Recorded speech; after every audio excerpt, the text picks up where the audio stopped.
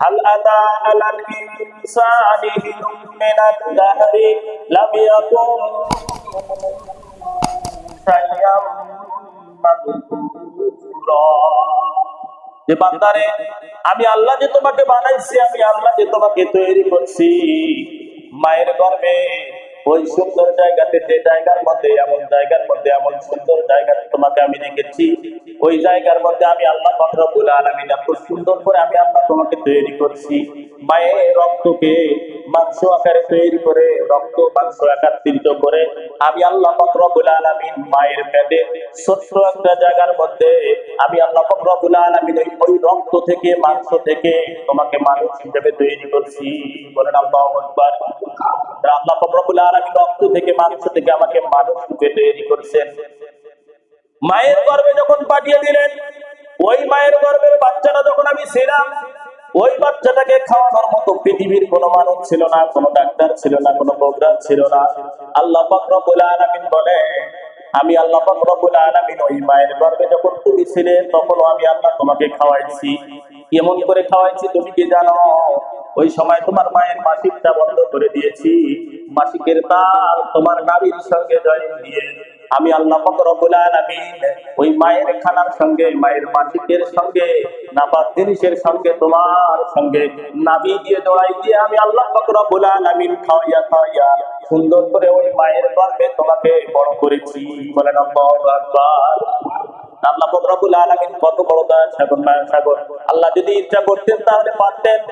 ওই মায়ের গর্ভে যখন আমাকে সৃষ্টি করেছে, আমাকে খাওয়াইছে, আমাকে যখন বড় করছে, আমাকে যখন তৈরি করছে, দুনিয়াতে যখন পাঠাবে, তখন আল্লাহ পাক রব্বুল আলামিন ইচ্ছা করলে আমাকে পারতো ন্যাংরা করে পাঠাইতে, ঘোড়া করে পাঠাইতে, আমার হাত খোলা করে পাঠাইতে, আমার চক্ষুগুলো অন্ধ করে পাঠাইতে।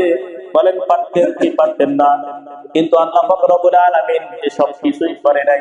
আল্লাহ বলে, বান্দারে, যদি আমাকে চিনতে চাও তাহলে সেই দিনের কথা জিজ্ঞেস করো, সেই দিনের কথা স্মরণ করো। তাহলে তোমার অতীতকে যদি তুমি স্মরণ করো, তাহলে অটোমেটিকলি আমি আল্লাহকে চিনতে পারবে। কেননা ওই মায়ের গর্ভে থাকা অবস্থায় তোমাকে খাওয়ানোর মতো কেউ ছিল না, আমি আল্লাহ তোমাকে খাওয়াইছি। যখন তুমি দুনিয়ায় এসেছো, দুনিয়ায় যখন ভূমিষ্ঠ হয়েছো, তুমি মুখ দিয়ে কথা বলতে পারো না, তোমার মুখের জবান একটাই, কান্না। বলেন ঠিক না বেঠিক?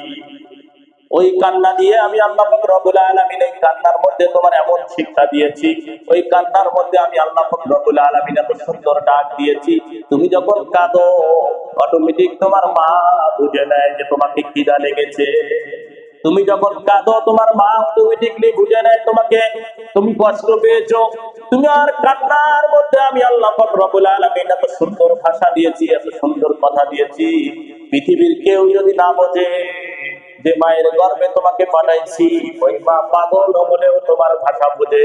বলেন আল্লাহু আকবার। তাহলে এত সুন্দর বুদ্ধ দিয়ে আল্লাহ পাক রব্বুল আলামিন যখন আপনাকে আমাকে দুনিয়ায় পাঠিয়ে দিলেন, ফেরেশতারা জিজ্ঞেস করছিল আল্লাহকে, আল্লাহ রব্বুল আলামিন, তোমার বান্দাকে যখন তুমি মায়ের গর্ভে সৃষ্টি করেছো, এই বান্দাকে যখন তুমি খাওয়াইলে, শোনাইলেন যে মায়ের মাসিকের তার জয়েন্ট দিয়ে, মাসিকের তার দিয়ে তুমি তোমার বান্দাকে নাভি দিয়ে খাওয়াইছো। ডাক দিয়ে বলে, আল্লাহ, সুন্দর মুখ ছিল, সেই মুখ দিয়ে আপনি কেন খাওয়াইলেন না? এই মুখ দিয়ে খাওয়াইতেই তো পারতেন, কিন্তু মুখ দিয়ে কেন খাওয়াইলেন না? আল্লাহ পাক রব্বুল আলামিন বলে, ও ফেরেশতা, আমি যা জানি তোমরা তা জানো না, আমি যা জানি তোমরা তা জানো না। তোমরা জানো আমি আমার বান্দাকে মায়ের গর্ভে থাকতে যদি মায়ের মাসিকের তারটা যদি বাচ্চার মুখের মধ্যে লাগিয়ে দিতাম, মাসিক নাপাক জিনিস, ওই আমার বান্দা, ওই আমার বান্দির মায়ের গর্ভে থাকা অবস্থায় ওই সুন্দর পবিত্র মুখটা নাপাক হয়ে যাইতো। আমি আল্লাহ এই জন্য মুখের মধ্যে লাগাই নাই, ওই নাপাক জিনিসটা নাভির সঙ্গে জয়েন দিয়ে ডাইরেক্টলি পেটের মধ্যে দিয়েছি। মুখটাকে পবিত্র রেখেছি, এই জন্যই পবিত্র রেখেছি। দুনিয়ার বুকে যাওয়ার পরে ওই পবিত্র মুখ দিয়ে যেন আমি আল্লাহর পবিত্র নামের জিকির করতে পারে। বলেন আল্লাহু আকবার। আল্লাহ পাক রব্বুল আলামিন মায়ের গর্ভে থাকা অবস্থাও আপনাকে আমার এই সুন্দর মুখটাকে পবিত্র রেখেছে ভাই। কিন্তু আমরা দুনিয়াতে আসার পরে এই মুখের মধ্যে সুদের টাকা ঢুকিয়ে মুখটাকে নাপাক করে ফেলতেছি। এই মুখ দিয়ে ফায়সা কথা বলে মুখটাকে নাপাক করে ফেলতেছি, এই মুখ দিয়ে আর হালাল হারাম বাঁচতেছি না, কথাগুলো মিথ্যা কথা বলতেছি, চকলখড়ি করতেছি, করে করে এই মুখটাকে নাপাক করে ফেলতেছি, নষ্ট করে ফেলতেছি। এই মুখ দিয়ে আল্লাহ পাক রব্বুল আলামিনের জিকির করার জন্য বানাইলো, কিন্তু এই মুখ দিয়ে আমরা দুনিয়ার সমস্ত কথাগুলো বলতে পারি, সমস্ত ডাকগুলো দিতে পারি।